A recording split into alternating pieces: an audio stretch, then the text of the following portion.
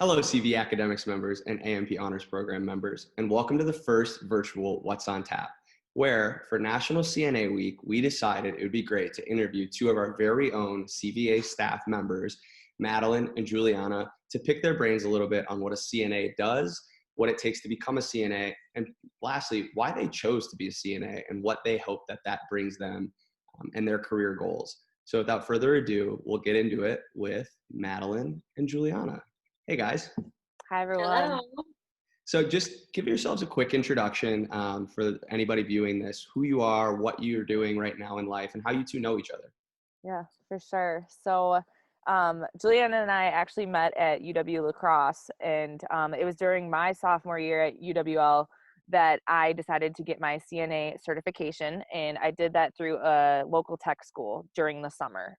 So during the summer between my sophomore and junior year at UWL, and it was through Gateway Technical College, and basically this course had like a classroom portion, and that was first. It was like 4 weeks, I want to say, and then the clinical portion was like the last 2 weeks of the course. So, and it was all, the clinical portion was at a nursing home, but really, like, for me, I wanted to get more patient experience and hands-on experience with patients, with residents at nursing homes, just because I knew I was going into medicine and applying to medical school in the coming years. So that was something that I knew would really prepare me well and would be a great learning experience going forward. Awesome. Jules, you got anything? Yeah. So my journey was similar to Madeline's in acquiring my CNA. Currently, I'm in nursing school, so it fits perfectly. I did it for similar reasons for the patient contact, and I also did it through a technical college in my hometown over the summer. So, kind of like Madeline had said, it is great for patient experience, and doing it over the summer was very fitting for me as a college student, just because you do have more free time than during the school year, and it is pretty time consuming. So I think if there's a best time to get your CNA license, it is in the summer. Awesome. And you kind of both touched on it, but in a one-liner elevator speech, how does becoming a CNA, or how has becoming a CNA kind of helped you reach your career goals, or pushing you toward reaching your career goals?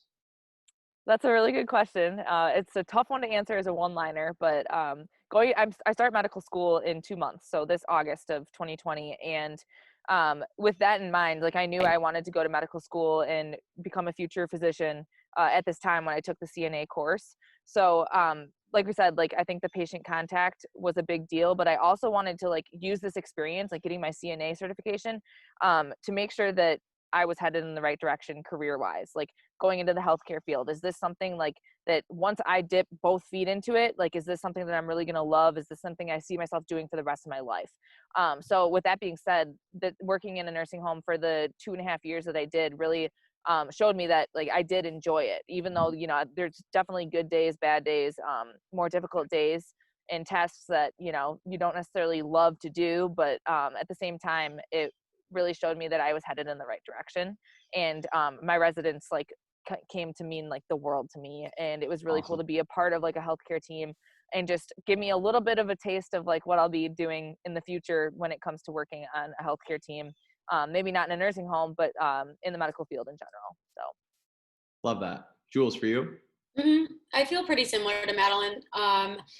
Like I said before, I'm going to nursing school, and it was definitely kind of that doorway into the healthcare field for me. But I knew going into college, I wanted to, give my time with something in healthcare. I just wasn't sure what. And from personal experience, I don't think it necessarily, pinpointed me like, okay, nursing's for me, but it definitely helps you work in the interdisciplinary team and kind of see, like, there's nurses involved, there's dietary aides, there's doctors involved, there's people on all different levels of the healthcare PTs, team. And everything. I think that was huge to kind of recognize that, it's not only just the patient contact hours, but the relationships and connections you have amongst your team and other CNAs. That communication aspect was huge for me as well. So for as much as I agree with Madeline's things, I would just add that as well. Awesome. Now, kind of leaning into what your process was individually to become a CNA, can you speak on the difficulty of the process, or what steps, it takes to become a CNA? Jules, I'll let you go first. Okay. For me personally, the process leading up to it, I wouldn't say is necessarily difficult. I took medical terminology in high school, which I highly advise if that is an option for anyone, or anatomy, physiology. I think those kind of helped me within the career of being a CNA, but there aren't any prerequisites from my own knowledge. But it wasn't difficult to sign up. Once you sign up, you kind of go through, like Madeline had said in the beginning, the in classroom curriculum, and then you do the clinicals, and then from there you take a exam based on which state you live in. So in Wisconsin, it's through the NNAAP, so the National Nurses Aid Assessment Program. And then once you pass that and you complete that, then you're board certified through the state. Awesome. How long does a certification last? It's two years as long as you're current with work. So you have to be Gotcha. working at X amount of hours. It's probably depends on state, but you have to be working X amount of hours as a CNA and like exercising your certification to stay current for 2 years. And then once 2 years comes around, they prompt you to like basically recertify just by showing proof of your work experience in Gotcha. those 2 years. And then once you know, recertify at that 2 year mark, you have another 2 years and so on. And I think if you do kind of, miss that 2 year mark, you just have to retake the written portion of the exam rather than the written and oral, because there's two portions of the actual exam to pass to then be certified. So I believe it's just the written portion. Gotcha. And then, Jules, you kind of hit on it where you took a class in high school that prepared you for the CNA. Does your CNA coursework apply to anything beyond being a certified CNA in college or anything like that? Absolutely. I think specifically for nursing students, I can speak to that. Yeah. With clinical in the hospital. So a CNA doesn't necessarily have to be just long-term care facilities and nursing homes. There's a wide range of different, environments you can be in, one being in the hospital. So having clinicals on a personal level, I think that has helped me just with that initial interaction with patients, along with, doing the basics like vitals and the physical assessments of patients, even talking to family members. You do that throughout your time as a CNA, and I think that's a huge piece that sometimes people forget about. But I would definitely say, as a nursing student, being a CNA was crucial to performing the way that I wanted to in clinical. And so were you in strictly a hospital setting? Did you do hospital and long-term? Mad, you can answer this as well. I worked, me and Madeline actually worked in the same nursing home, and I only worked in the nursing home. And then that's when once I moved to Eau Claire, I'm no longer a CNA now. Gotcha. Mm-hmm. And I only worked in the nursing home. I looked at a few hospital jobs, but none of them like lined up with my school schedule. So the nursing home was really flexible for me, and that worked super well with just balancing school at the same time while I was also trying to work and get patient contact. So that kind of does touch on like your previous question about like what was most difficult about like getting certified in the first place was honestly just like signing up and nailing down a time of year that like worked the best for me. And Julianna said, like, the summer was a really good time just because, you're not necessarily in as many, maybe you're taking summer classes, but you're not in class on campus. A lot of people take it before college too, like in high school. A lot of high schools have programs like in-house that like offer CNA certification through the tech school. So it's definitely worth looking into. And I think it's also something that does like prepare you well, like the communication aspect, talking to family members, like Julianna mentioned, talking with like this might sound weird, but like touching and interacting with like real patients, real people. Yeah, that's like for the first time, it's a little nerve wracking. And like, this is like a really good step and a really like kind of ease into the process to help you get comfortable doing that, especially if you are going into a career in healthcare. This is a great learning experience, just getting comfortable with interacting with people, not dummies or fake like patients like you do in the class necessarily or in the certification course. But CPR dummies are so yes, real. exactly. So this is completely different than that. And just getting good at vital signs and bringing all that knowledge that you learned back to the classroom. I applied so much of it to my nat and phys classes, so it was super helpful all in all. Good. So now that you were CNAs, what's a typical day in the life of a CNA look like? And I know that kind of depends on your, your setting and situationally what it looks like, but on a typical day. I would say two components to that, like you said, the environment, but also the time of day. So Madeline had touched on how the facility that we personally worked in was very understanding of our schedule. So sometimes we would only do 4-hour shifts, and it would only be over, the lunch or the dinner portion of their day.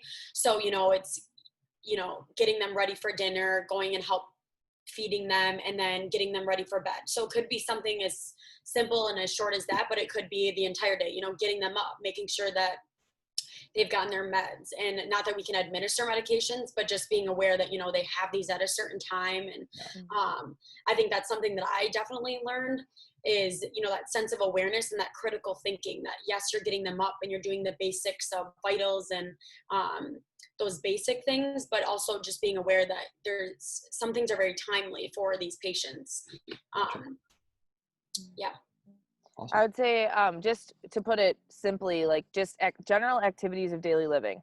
That's one like main job role of certified nursing assistants, is to help residents with tasks that they are no longer able to do on their own safely, or, if at all. That could be anything from bathing to walking to transporting, to eating to, going and doing a puzzle, like anything like that. Like that's really our role, is to help with all of the going to the bathroom, like helping with all of those tasks, and then also being a line of communication with the extended nursing staff. So the LPNs and the RNs and the rest of the staff, like we said, PTs, like we have a lot of, staff in the nursing home in-house, and just being a, part of the healthcare team, part of the line of communication, and working with residents, with family members, everything like that. And I would say that's like a typical day, really, is just all of those activities that we kind of take for granted that we do on our own every day. Like that's our task, is to help residents do those things.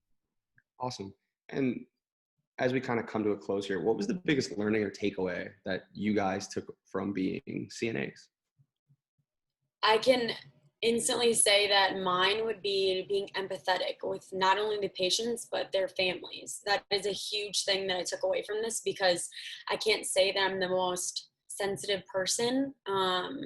But when it came to being a CNA and working with patients, especially when they're in this vulnerable state and they need you almost all of the time, it is imperative that you're empathetic with these patients and you're trying to be as understanding and patient, in learning your therapeutic communication with the patients and their family. I would say that's definitely my biggest takeaway. Got it. That's good. It'll be a tough one to follow. So I would say mine, one of mine, and I'll keep it somewhat simple, but is just really being able to put myself in, like trying to imagine putting myself in my resident's shoes and imagining what it would be like to not be able to take myself to the bathroom anymore, or bathe myself, or feed myself, stuff like that. And like, what would that feel like to me, and how would I want if I were in those shoes, how would I want staff and my CNA to be interacting with me? I know that I would want someone who's kind, who's patient, who's pays attention to detail, who's going to go the extra mile to make sure that I'm comfortable and feel at home. So, I mean, I really tried to do that as best as I could every day for the residents that I did work with. And I hope to carry that forward into the rest of my life, my career as a physician. So, just kind of being able to put yourself in someone else's shoes and imagine what it's like to be in their position. I think there's so much strength and so much value in that. So I would say that's one of my biggest takeaways. Last one, and this is a dense question, and I just thought of it. So last week we posted something on the site and the platform about brainstorming your why. How has being a CNA affected your why? Ooh, I should have prepared better for this. Okay, we're back. We had to take a pause and think about this question that Taylor had prepared for us. So I'll go first, but how this has impacted my why and why I'm pursuing the career I am is it really comes down to putting others before yourself, and like realizing how much you can give to other people, in the smallest way or the biggest way, whatever that might look like, whatever that might mean. But I've realized that some of the most fulfilling and most meaningful events of my life have come from what I've given to others, and when I've volunteered my time, when I've, been interacting with people that I'm maybe not the most comfortable with, or that I don't know super well, but that I'm still putting myself out there and stepping out of my comfort zone to make a difference in their lives. And, so many people have done that for me, and to be able to do that either in return for them or for other people, and like not expecting anything in return, not asking for anything in return, like I said, has been one of the most fulfilling things I've ever done. And I'm so excited to pursue a career that does that in itself every single day. Like I said, no matter how small or how big of a task or how big of a help it might be. So I would say that's really contributed to my why, is just realizing that, I'm headed in the right direction, and I know what my purpose is in going in that direction.